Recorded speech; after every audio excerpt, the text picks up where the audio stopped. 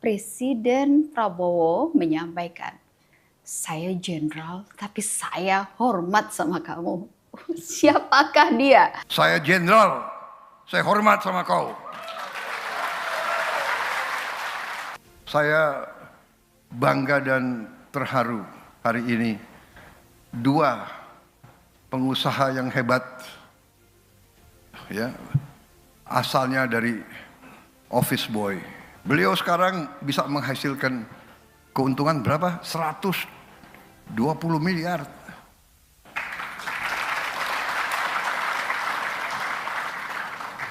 Nggak pakai nyolong, nggak pakai korupsi. Ini adalah putra Indonesia yang harus kita banggakan. Ini masa depan kita.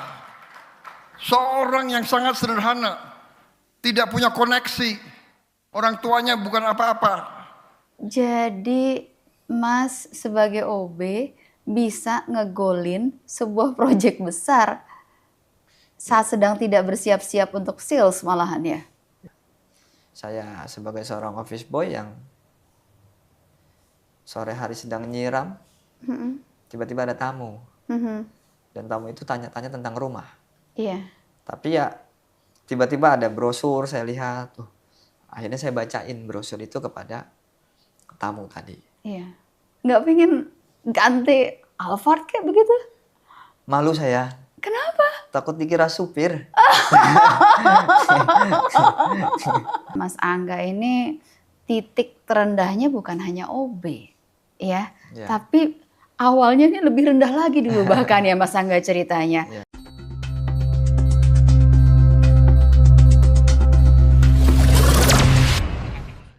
Halo, kita jumpa lagi di Penjaga Harapan dan kali ini bersama dengan saya Prita Laura. Tamu kita yang satu ini sedang viral karena di salah satu acara Presiden Prabowo menyampaikan, saya jenderal tapi saya hormat sama kamu. Siapakah dia? Seseorang yang dihormati oleh Presiden sedemikian rupa, namanya adalah Angga Budi Kusuma, seorang direktur utama dari Pesona Kahuripan Group, sebuah perusahaan properti yang banyak membangun rumah-rumah FLPP dan juga terlibat dalam program 3 juta rumah. Tapi yang menarik dari sosok yang satu ini adalah latar belakangnya. Saat ini sudah memiliki omset sebanyak 120 miliar rupiah dan memiliki latar belakang sebagai OB di perusahaan tersebut. Bahkan sempat luntang-lantung tinggal nggak keruan di mana-mana. Langsung saja kita sapa Mas Angga Budi Kusuma. Halo Mas Angga. Halo Mbak Prita. Saya juga hormat sama Mas walaupun saya bukan jenderal. Luar biasa loh Mas Angga.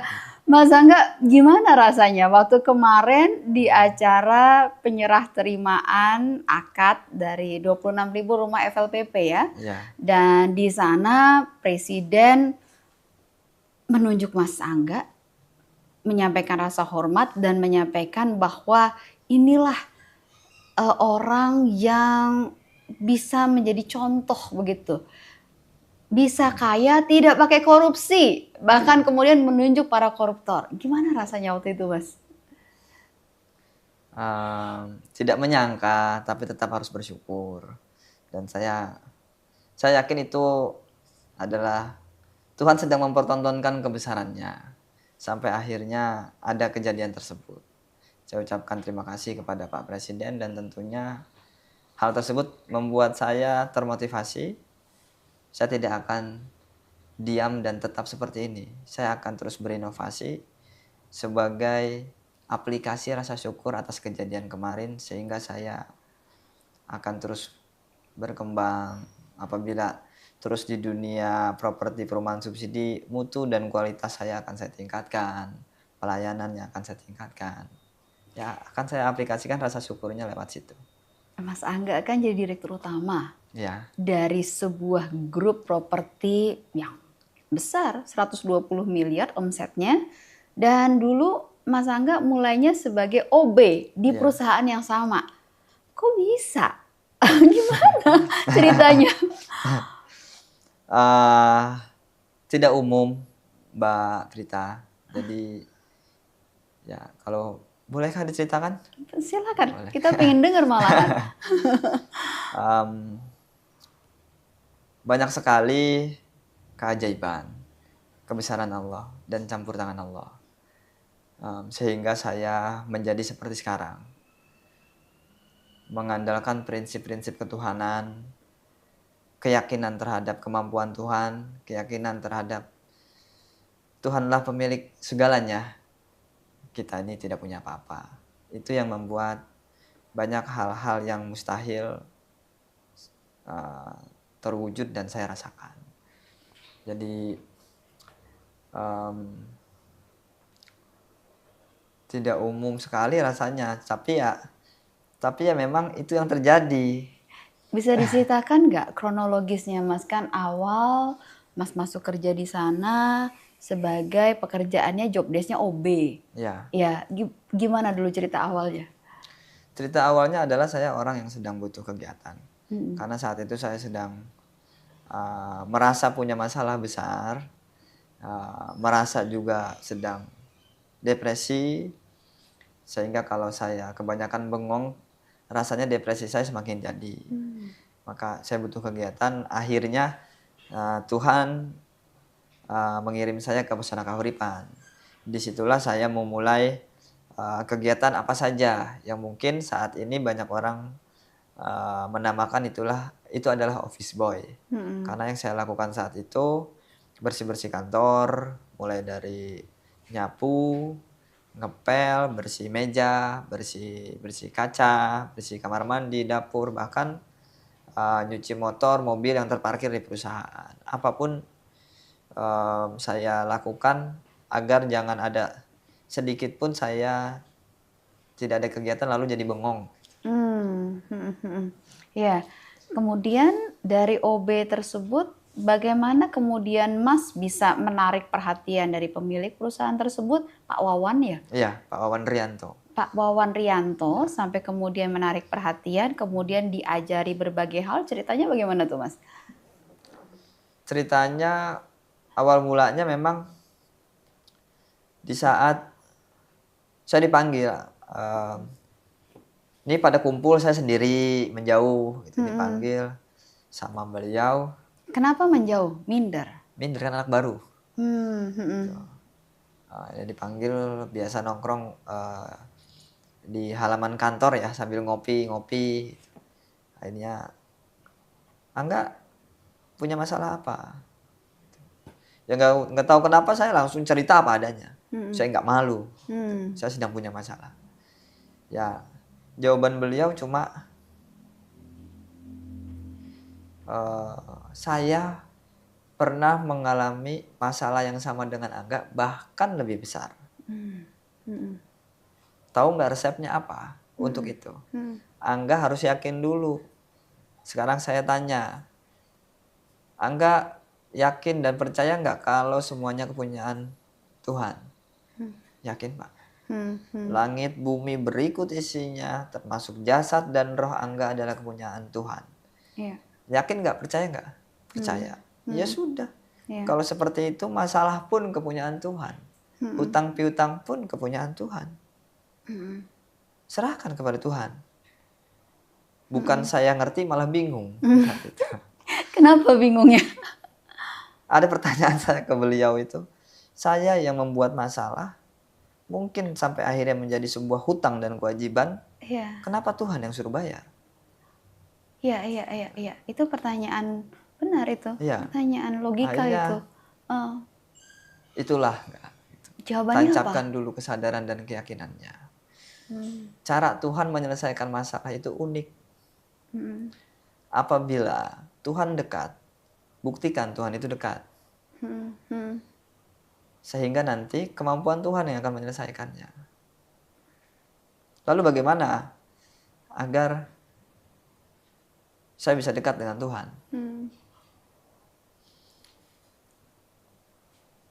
Angga percaya Tuhan lebih jauh daripada urat nadi leher kita. eh, percaya. Ya bukti berarti Tuhan ada di mana? Bukan Tuhannya. Tuhan itu esa satu. Tapi kemampuannya. Iya. Ya. Ibadah apa yang Tuhan senangi? Ya mungkin menyenangkan orang lain. Nah itu saya tangkap satu. Biarpun ada bahasa mungkin Iya. menyenangkan orang lain. Iya, iya. Karena sholatmu untukmu kan gitu ya. Iya. Puasamu untukmu. Iya. Tapi yang bukan untuk diri kita adalah menyenangkan orang lain. Iya. Nah, akhirnya saya mendapatkan sebuah tadi mungkin menyenangkan orang lain begitu ada rasa beda. Oh, itu. Akhirnya saya coba kupas.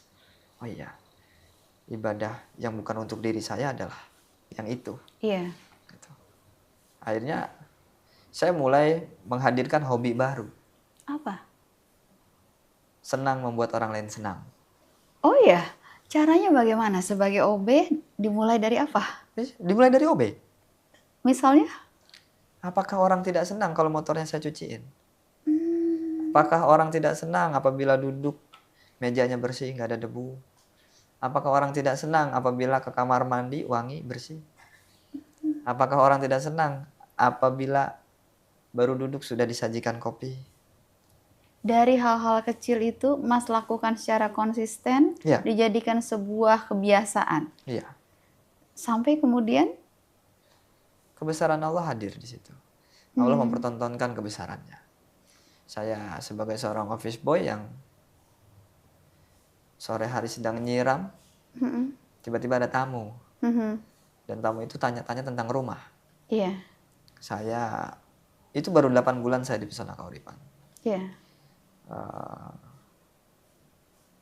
Jujur, saya bukan office boy. Saya bukan marketing, Pak. Saya hanya office boy. iya, Tapi ya tiba-tiba ada brosur saya lihat. Akhirnya saya bacain brosur itu kepada tamu tadi. iya. Nah beliau malah mau tahu lokasinya di sebelah mana. Saya sendiri belum tahu, Pak. Tapi nggak tahu kenapa dengan kejujuran saya dia malah seolah-olah untuk terus nggak pamit. Iya. Untuk terus di mana? Akhirnya ya saya coba kayaknya di situ deh, Pak. Itu yang saya tunjuk itu sawah-sawah. Iya, iya. Kayaknya di situ deh, Pak. Kalau nggak di situ, Iya. rumahnya seperti ini nih, Pak. Iya, iya. Dibangun bangunan terdahulu. Oh ya sudah. Selepas itu hampir maghrib saya dikasih kartu nama. Saya diminta besok pagi jam 9 datang ke kantor saya. Saya sedang cari rumah untuk karyawan. Apakah itu bukan Tuhan mempertontonkan kebesarannya? Jadi Mas sebagai OB bisa ngegolin sebuah proyek besar saat sedang tidak bersiap-siap untuk sales malahan ya? Iya, bukan yang ngegolin, tapi diberi hadiah sama Tuhan. Ya, kalau secara logika teman-teman marketing setiap hari keliling kemana-mana. Iya, iya, keliling kemana-mana sengaja untuk menjual, Ya. Mas. Itulah Tapi ya. enggak, yang tidak didapat oleh mereka, bahkan kepada seorang office boy diterimanya. Iya, iya. Itulah tidak ada yang mustahil bagi Tuhan. Dan peristiwa itu kemudian bergulir menjadi kepercayaan yang lebih besar dari Pak Wawan. Oh iya, Iya. akhirnya Pak Wawan itu pagi, siang, sore, malam selalu cari saya. Iya. Nggak tahu kenapa. Mm-mm. Cari saya dan saya pun selalu cari Pak Wawan. Mm-mm. Nggak tahu kenapa. Saya merasa hidup kembali dari orang depresi, dari orang-orang yang penuh rasa takut. Iya. Merasa udah nggak enak hidup ini. Mm-mm. Tapi begitu ketemu beliau itu beda dan beliau pun terus nggak capek untuk memberikan keterangan kepada saya tentang cara berpikir, ilmu-ilmu tentang kehidupan, nggak pernah capek.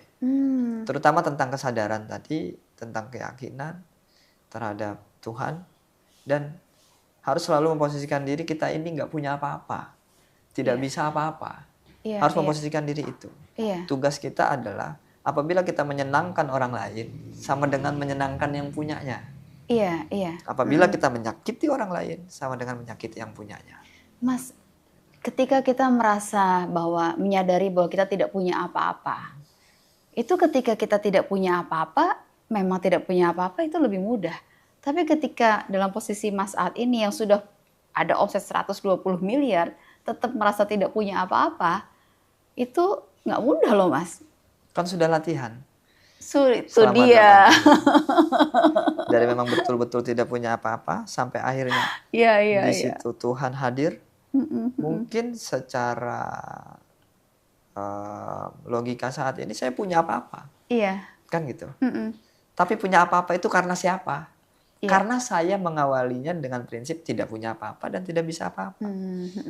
Saya malah takut apabila suatu saat saya ada pengakuan, ini karena saya, ini punya saya, Iya.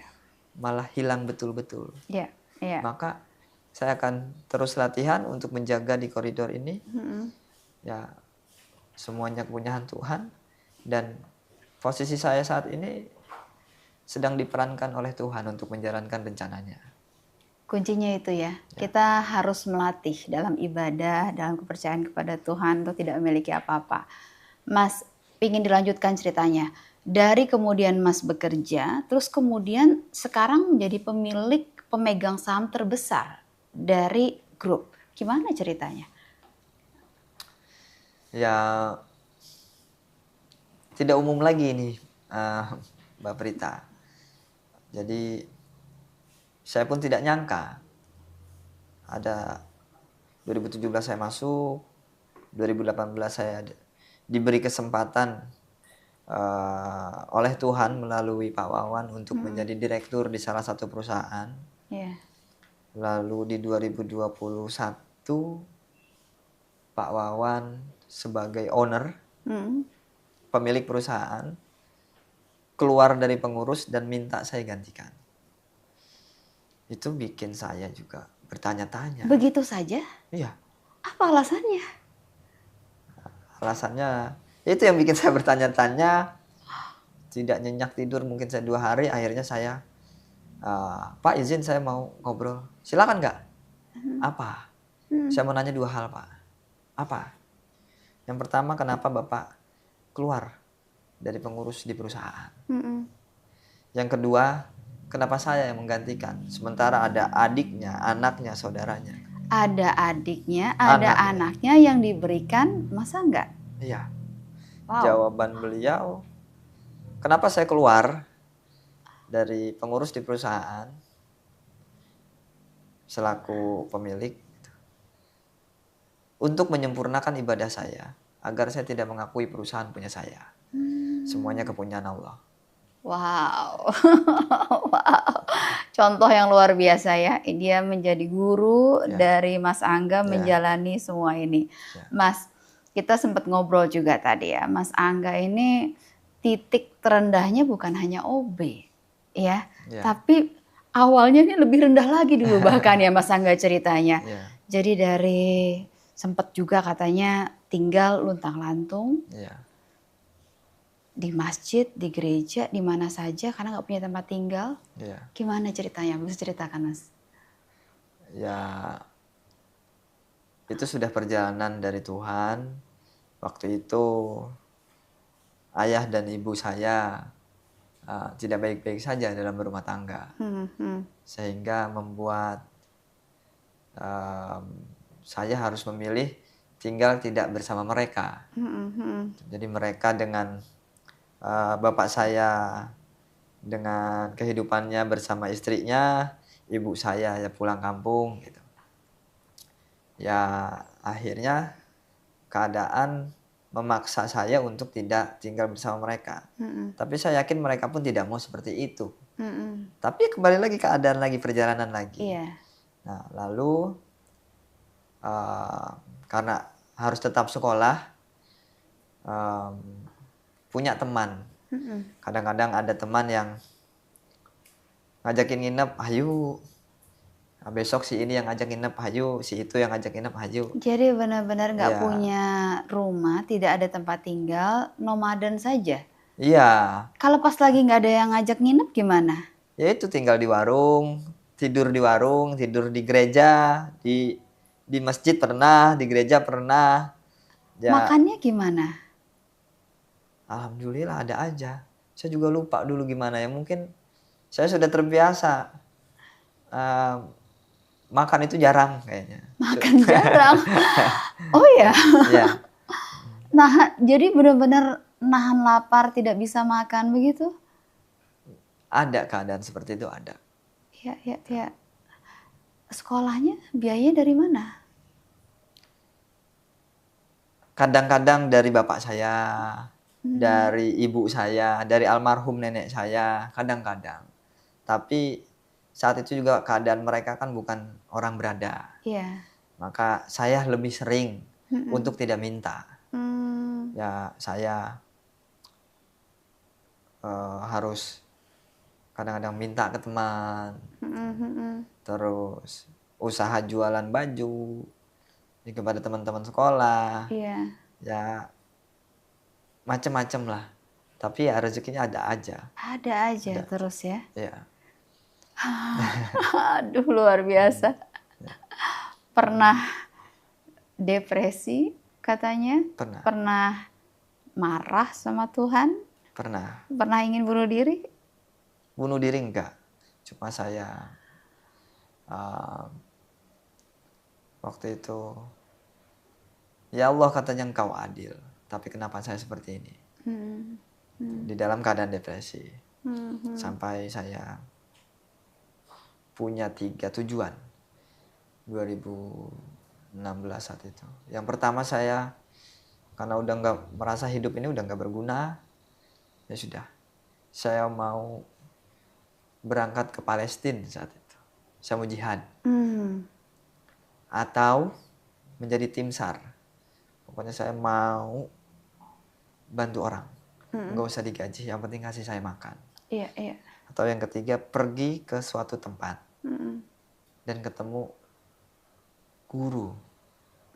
Itu di saat saya katanya engkau adil ya Allah, tapi kenapa saya seperti ini? Iya, Itu muncul pikiran itu, makanya saya pergi. iya, iya. Pergi dan ternyata tiga-tiganya itu terkabul. Saya jihad, Iya. jihad melawan diri sendiri. Hmm. Dulu saya mungkin orang yang ambisi. Mm-mm. Dulu saya mungkin orang yang tidak mampu mengendalikan diri. Iya. Jauh, suka emosi. Mm-mm. Mungkin penuh rasa takut, khawatir, penyesalan, sedih. Hmm. Ambisinya tinggi. Mm-mm. Alhamdulillah, saya sekarang dari sisi tersebut banyak perubahan. Itulah saya mungkin yang dinamakan jihad, Iya. memerangi diri sendiri. Iya, iya. Lalu pengen jadi tim SAR, pengen bantu orang. Mm-mm. Saat ini lebih dari 400 orang kerja di tempat saya. Dan orang-orang yang beli rumah subsidi juga mungkin kalau kita menyajikannya yang bagus itu pun terbantu Iya. dan bermanfaat. Hmm. Yang ketiga, menemukan guru, yaitu Pak Wawan. Jalan Tuhan Jalan Tuhan. tidak bisa kita tebak ya. Ya, Lebih tinggi dari apa yang kita pikirkan, lebih dalam dari apa yang bisa kita bayangkan. iya. Pernah juga dihina oleh keluarga pasangan, Iya. ditinggalkan istri Iya. karena berantakan hidupnya. Ya. Bagaimana kemudian untuk bangkit lagi pada titik tersebut? Ini kan termasuk titik yang paling dalam ya. Iya. Merasa benar-benar gagal dalam semua hal begitu. Iya. Ya itu. Hanya di saat masuk pesona kahuripan. Di situ Di jalan situ, Tuhan terbuka ya. Jalan Tuhan terbuka. Saya merasa hidup lagi. Mm-mm. Saat itu hidup tuh udah nggak ada gunanya untuk saya. Mm-mm. Mungkin kalau ada orang yang menawarkan untuk saya kasih uang mungkin 10-20 juta aja, saya disuruh berbuat apapun saya lakukan saat itu. Karena udah siap dengan resiko, bahkan sampai harus meninggal pun udah siap saat itu. Tapi ternyata Tuhan sangat sayang sama saya. Tidak jalan itu yang dikasih, malah jalan dipertemukan sama Pak Wawan. Iya. Sehingga beliau dengan izin Tuhan mampu memberikan keterangan-keterangan yang membuat saya merasa hidup kembali. Iya. Sampai akhirnya Tuhan juga membuktikan melalui Pak Wawan, apa yang Pak Wawan ajarkan semuanya kepunyaan Tuhan, benar-benar dibuktiin kepada saya. Dia keluar dari perusahaan untuk membuktikan, menyempurnakan ibadah agar saya tidak mengakui perusahaan punya saya. Dan saat ini saya yang disuruh menggantikan, saya harus mempraktekkan hal yang sama. Begitu malunya saya mengakui perusahaan punya saya, sementara Pak Wawan sendiri tidak mengakui. Kan tidak mungkin. Maka saya memposisikan diri, ini adalah rencananya Tuhan. Tuhan sedang menggunakan jasad saya untuk menjalankan rencananya. Mas ini kan sudah punya omset 120 miliar. Keuntungannya 120 miliar. Sudah bisa apa aja sebenarnya. Tapi kenapa kok masih memilih tinggal di rumah FLPP, rumah pertama yang masih dicicil, cicilannya 1.070.000. Ya. Kenapa kok masih memilih tinggal di rumah seperti itu? Rumah ukurannya berapa saat ini? Saat ini tuh, dulu tuh standarnya di 66. 66 meter luas tanahnya. Ya, akhirnya ada kelebihan tanah 50 meter jadi 106 ya. 116. Mas kan bisa beli rumah dengan luas tanah yang jauh dari itu saat ini. Kenapa kok masih memilih tinggal di rumah yang sama 116 meter? Luas rumahnya?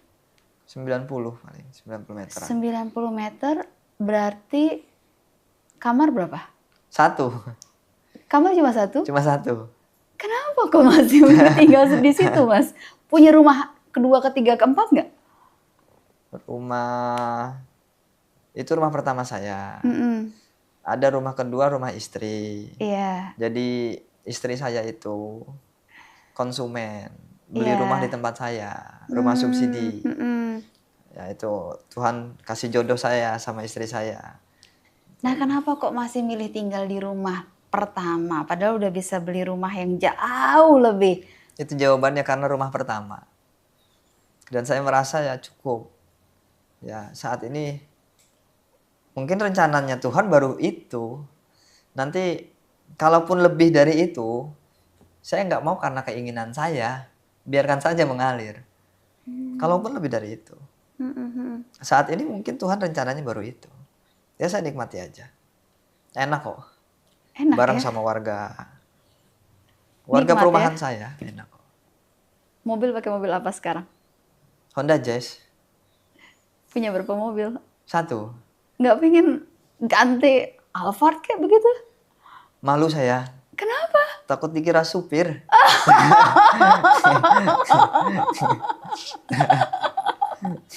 Aduh,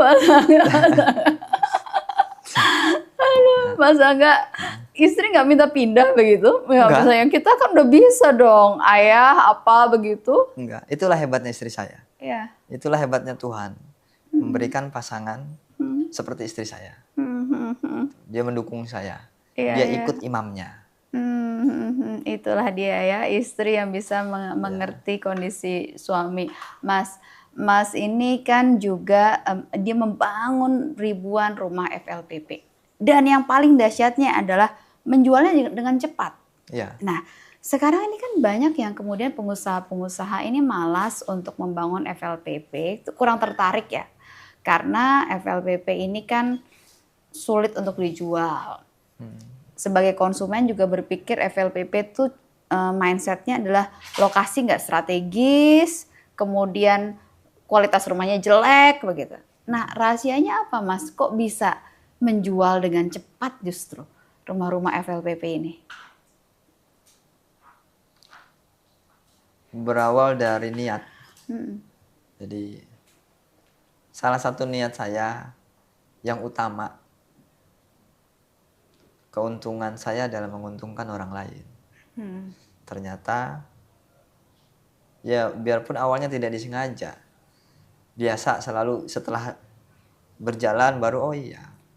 Ternyata di saat kita mempunyai niat dan pikiran keuntungan kita adalah menguntungkan orang lain, di situ keuntungan akan menghampiri kita pada akhirnya. Nah, di situ juga dari sisi bisnis, kita akan menyajikan barang dagangan kita pastinya yang terbaik, yang bagus. Udah nggak mikirin rugi deh, nggak ada sedikit pun mikirin rugi saya. Karena pikiran saya nguntungin orang aja. Kan sebagai pebisnis kita harus juga mikirin keuntungan dan margin kan, Mas? Tentu, itu tentu memikirkan itu. Tapi nggak sayang untuk memangkas semuanya. Karena niatnya mau menguntungkan orang lain. Pada akhirnya juga keuntungan akan menghampiri kita kok. Contohnya gini. Saya sedang punya misi yang selaras dengan Pak Menteri ARA sebetulnya. Dari dulu saya punya niat untuk berbagi ilmu Allah kepada makhluk Allah. Karena saya ini dimampukan sama Allah menjadi seperti ini. Saya ingin bagikan. Akhirnya Allah mempertemukan saya dengan Pak Menteri ARA. Sampai akhirnya beliau pun, karena kita mungkin mempunyai visi misi yang sama, beliau digerakkan oleh Tuhan untuk terus malah mendukung saya, mendorong saya. Dan beliau menjadi salah satu catatan sejarah di dalam hidup saya. Nah, di dalam bisnis perumahan subsidi yang saya lakukan, saya sudah buat bukunya, manual buknya untuk saya bagikan, dan udah nyebar sebetulnya. Caranya gimana itu, Mas? Karena kan agak berbeda nih. Tadi Mas katakan bahwa saya ingin menguntungkan orang lain, tapi agak paradoks dengan paradigma bisnis yang biasanya ingin mendapatkan keuntungan margin yang besar untuk kelangsungan usaha. Saya sederhananya saja, mungkin nanti diurainya sedikit-sedikit ya. Contoh ini. Apabila mempunyai keuntungan 40 juta per unit, apabila umum, saya pangkas 20 juta keuntungan saya. Pangkas 20 juta, besar loh itu, Mas. Iya. Untuk apa? Jadi keuntungan saya hanya 20 juta per unit. Iya. Nah, 20 juta ini yang saya pangkas tadi, 50% saya alokasikan ke lokasi strategis. 50% dari 20 juta adalah 10 juta. Jadi beli tanah yang lebih mahal dengan lokasi yang strategis. Lokasi yang berada di lingkungan pembeli. Jitu sih, itu sebenarnya jitu. Karena orang jadi mungkin beli. Gak laku, kan? Iya.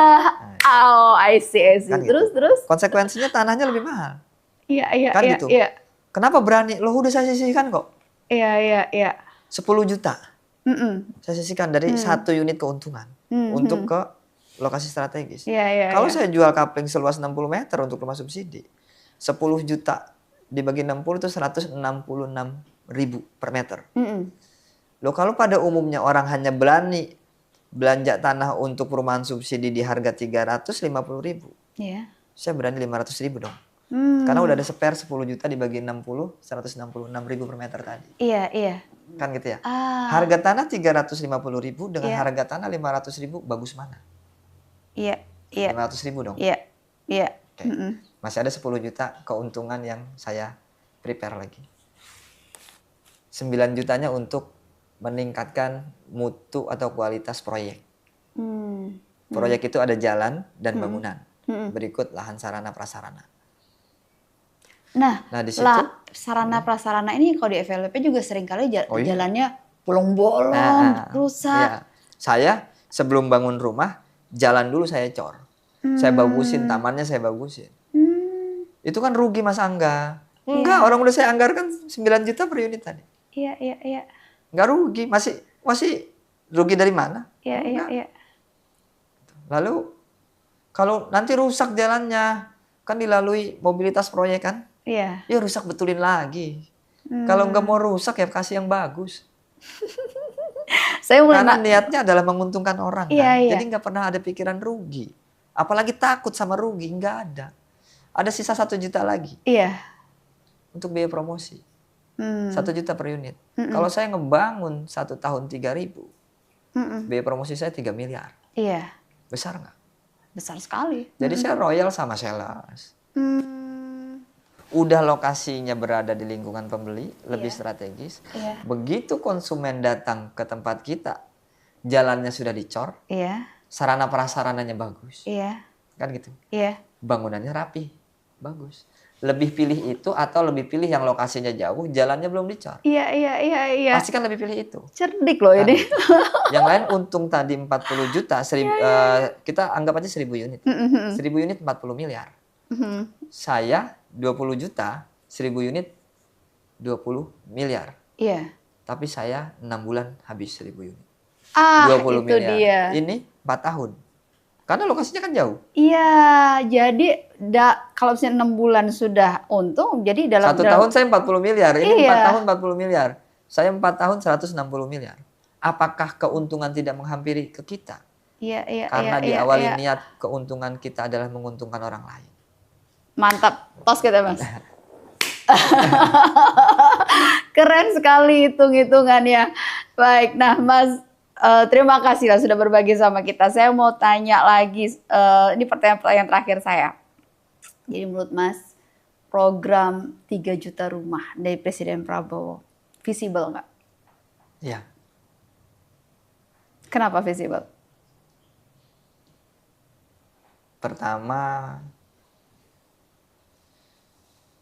dari sisi FLPP, 3 juta rumah kan ada beberapa.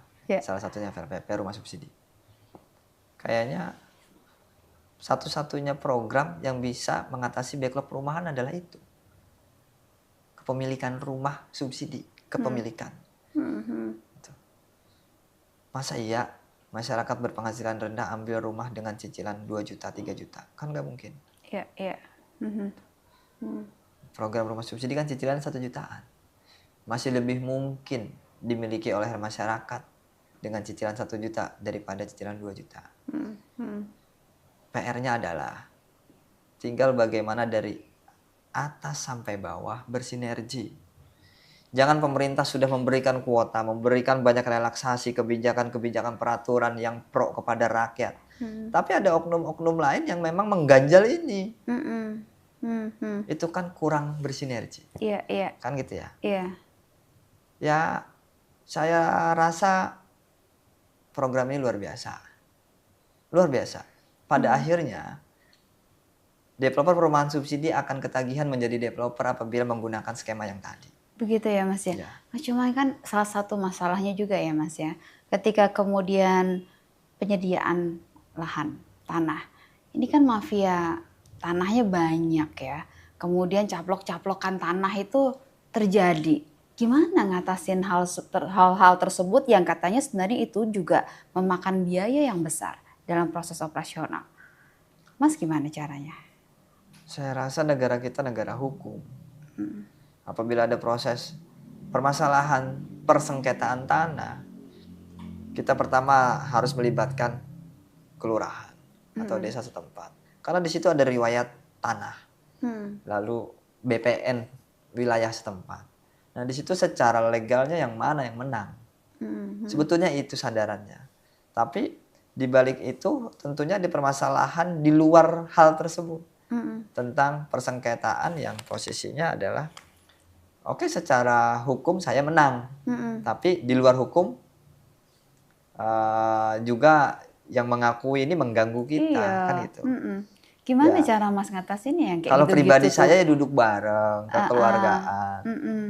Ya apa sih permintaannya? Permintaannya uang Mas, nggak bisa diajak ngobrol keluargaan. Gimana dong kalau Ya kan kayak gitu? tinggal dikasih aja. Tinggal dikasih aja. Iya, artinya gini. Sekarang dia misalkan mengakui udah memiliki tanah itu sejak 30 tahun lalu. Iya. Waktu dia beli tanah harga berapa? Harga 20.000 per meter. Ya sudah, saya lebihin 50.000 per meter, selesai ya. Begitu. Biarpun kalau secara hukum saya bawa ke pengadilan, ini menang. Iya. Pertama biaya pasti keluar. Iya. Kedua waktu keluar. Ketiga ada korban. Apabila ini kalah, tidak cuma dia korbannya, anaknya, istrinya, itu korban semua. Lebih baik ya sudah deh kita duduk bareng, yuk kita fair-fairan saja. Bapak dulu belanja berapa? Ini kalau mau saya urus ke persidangan pun saya menang Pak. Tapi saya nggak mau menempuh jalur itu. Bapak belanja berapa? Sekian. Ya sudah, saya kembalikan sesuai Bapak belanja ya. Ya kayaknya habis itu jadi saudara deh. Dan kita nggak di apa ya, tidur bisa nyenyak, Nggak disumpahin yang jelek-jelek ya? Iya. Itu kan menguntungkan orang kan? Iya. Itu. dari satu prinsip yang sangat sederhana ya Mas ya. Ya, Bermanfaat untuk orang, menyenangkan orang, menguntungkan orang, itu bisa mengantarkan seorang Mas Angga dari office boy menjadi seperti sekarang. bisa dibilang seperti itu. Cerita lagi dong Mas, prinsip-prinsip hidup Mas yang bisa dibagi di Penjaga Harapan ini supaya kita bisa menjaga api harapan dari banyak orang yang mendengarkan ini Mas. Em, Salah satunya tadi di dalam berbisnis atau di dalam usaha yang saya dan tim jalankan yang sudah ditanamkan oleh pendahulu di perusahaan ya tentang bermanfaat kepada orang, tentang keuntungan kita adalah menguntungkan orang lain, menyenangkan orang. Dan kalau tidak bisa melakukan itu, minimal jangan merugikan orang, minimal jangan protes. Kalau mau jadi orang yang naik level, jangan banyak protes. Karena kalau sudah protes, putus di situ. Artinya, Kenapa? beda dengan orang yang tidak protes. Apabila ada suatu kebijakan yang hadir dari regulasi apapun, kalau kita tidak protes, kita terima, pasti dipelajari. Setelah dipelajari, pasti bisa. Beda dengan halnya orang yang protes duluan, tidak diterima, boro-boro dipelajari, diterima aja tidak, sehingga tidak pernah bisa. Menangkap peluang, mempelajari dari regulasi yang ada, begitu ya? Dari apapun. Ya, kejadian apa COVID, banyak yang mengeluhkan bisnis. Sebisa mungkin saya tidak ngeluh. Karena itu pun dengan izin Allah, pasti Allah punya maksud di balik itu semua. Udah, saya jalani aja. Saya mengaplikasikan rasa syukur aja. Iya, iya. Jadi ternyata cara mengatasinya ya begini begitu. Oh, setelah kita menerima, kita akan belajar. Iya. Beda halnya apabila kita protes, tidak akan pernah dipelajari karena diterima aja tidak. Maka ya apa? Terima aja deh. Karena sudah diterima pasti dipelajari. Iya, iya. Enak kok. Nah, itu adalah setelah bisa kan naik level, bisa lagi naik level, bisa lagi naik level. Kadang-kadang pelajaran itu hadirnya dari masalah. Itu dia. Pelajaran hadirnya dari masalah ya. Iya. Ilmu mahal kan di situ. Kadang-kadang perlu mengeluarkan uang banyak. Iya. Ya itu ilmu mahal di situ. Iya, Tapi setelah itu kita naik level dan punya Jadi ilmu. masalah kita syukuri. Oh, iya. Nggak ada masalah kalau sudah bisa mensyukuri masalah. Oh.